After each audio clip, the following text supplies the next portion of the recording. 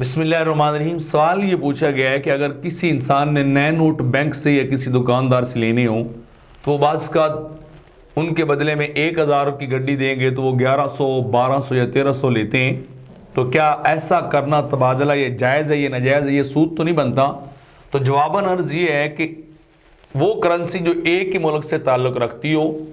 اس کا آپس میں فوری طور پر تبادلہ کیا جا سکتا ہے اور برابر کیا جا سکتا ہے۔ نئے یا پرانے نوٹ ہونے کی حیثیت کا اعتبار نہیں ہے، بلکہ ان کی ویلیڈیٹی، ان کی ویلیویشن کا اعتبار ہے کہ ان کی مالیت جو ہے وہ کتنی ہے۔ تو اگر آپ بینک سے لیتے ہیں یا کسی وہ ایسی دکان سے لیتے ہیں کہ وہ آپ کو نئے جو ہے وہ بالکل فریش نوٹ جو ہے وہ دیتے ہیں اور اس کے بدلے میں زیادہ پیسے لیتے ہیں، تو یہ سود ہی شمار ہوتا ہے۔ ایسا کاروبار انسان کو نہیں کرنا چاہیے، اس سے بچنا چاہیے۔ ہاں اگر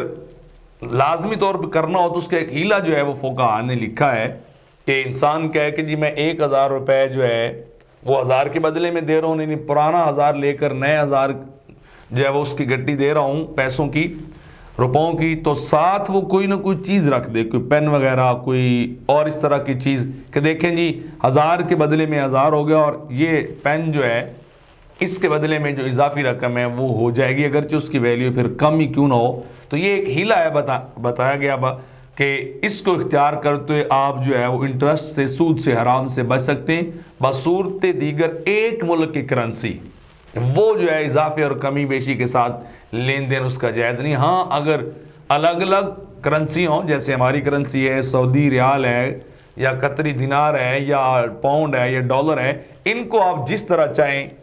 کمی بیشی یا اضافے کے ساتھ بیچ سکتے ہیں۔ سیم کرنسی کا جو ہے کمی بیشی کرنا یہ سود کے زمرے میں آتا ہے اور وہ حرام اور ناجائز ہے۔